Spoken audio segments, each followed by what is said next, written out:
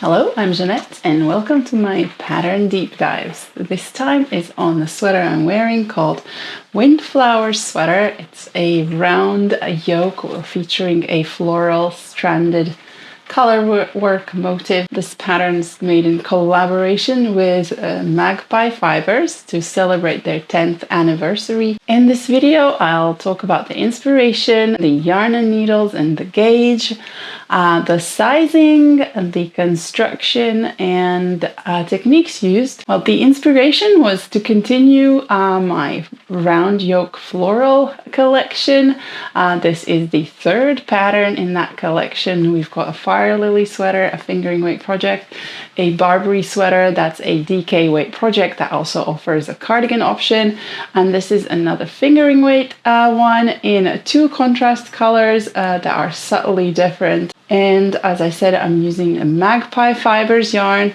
This is their swanky sock. It contains merino and cashmere, which makes this super soft and really lovely to touch and wear. And it's got weight to it, so it drapes really nicely. And that was part of the reason why I chose to make this slightly roomier than the other yoke sweaters in this collection. It's got more room around the sleeves and the bust. The recommended ease for the sweater is 15 to 20 centimeters around the chest. That is 6 to 8 inches. And I would be careful to follow this recommendation because the way it's constructed, it allows quite a large portion of the yoke to go to the sleeves. So if you were a fan of less ease, this might be a little too, it might not sit right the way where the sleeves are separated from the body might not fall in the right place, might be too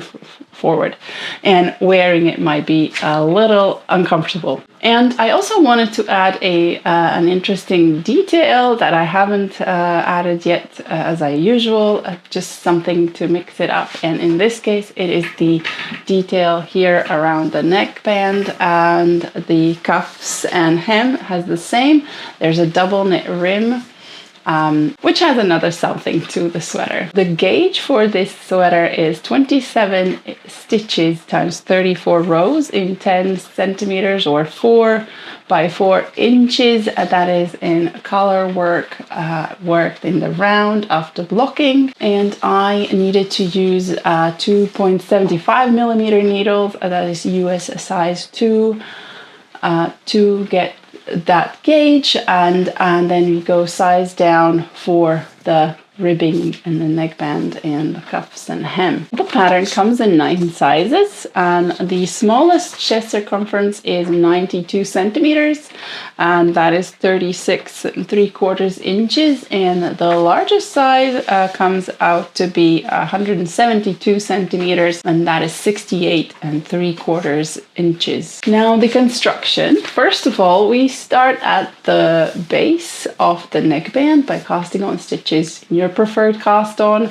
keeping in mind that you will need to pick up stitches to add the neckband last. That's a design choice I've made on purpose because I like to add the neckband at the very end to make sure I can correct any fit mistakes, or I can customize it to suit the final look of the sweater, so I can make it closer or wider depending on the preference. And it also leaves the knitters a lot more options for customization. And we do some increases to get to the required stitches for starting the color work chart. There are also some short rows done at the back to raise the back. All sizes use the same chart, and the increases are indicated in the chart throughout most of the color work chart. The yoke depth is easy to adjust. You can make it shorter or longer depending on your preference. One note to remember is that you should only split the sleeves after all increases are done.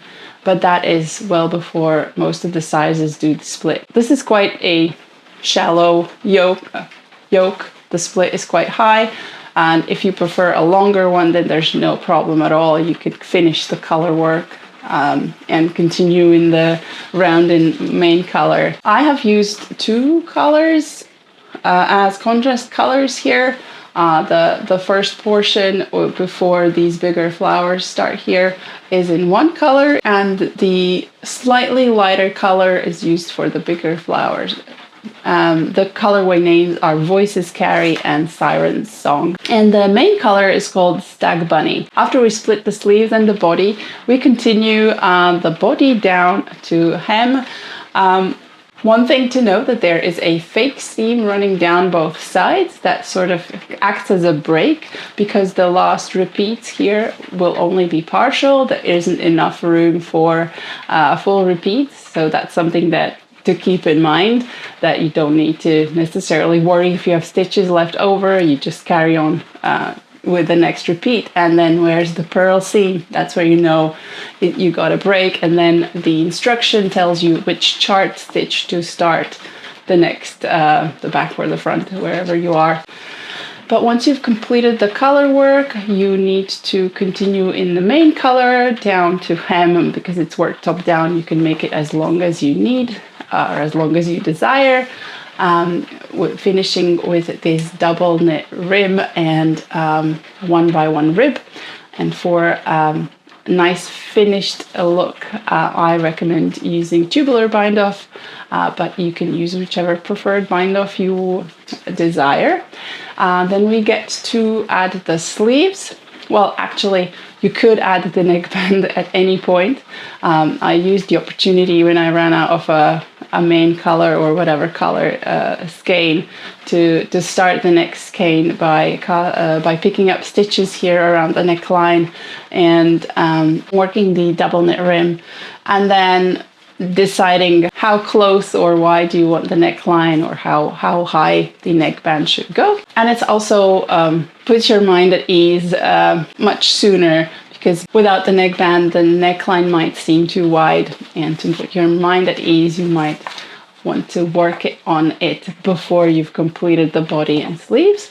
But I do recommend leaving it without until you have separated the sleeves and the body to see how it would sit on you. And now comes the trickiest part in the pattern, and probably one that requires the most focus, is starting the sleeves, as there are, depending on what size you're working, there are a few rounds of color work still left to do when you begin the sleeve.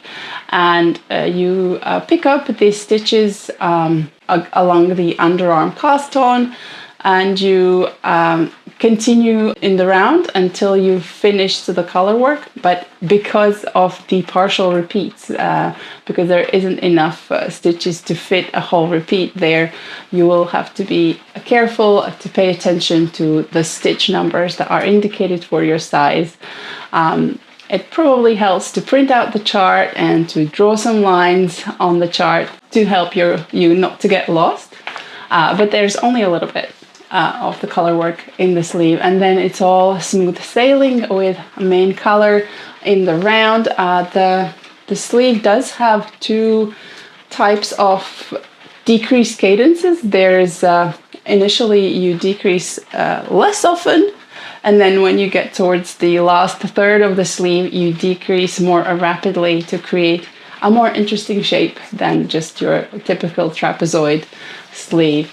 And it adds a little bit of balloon effect, but not too much. Two more things that are cool about this pattern is that because of the nature of this colorwork chart, you can see there are large sections in one color, and that could cause some concern for some knitters with regards to what to do with the long floats.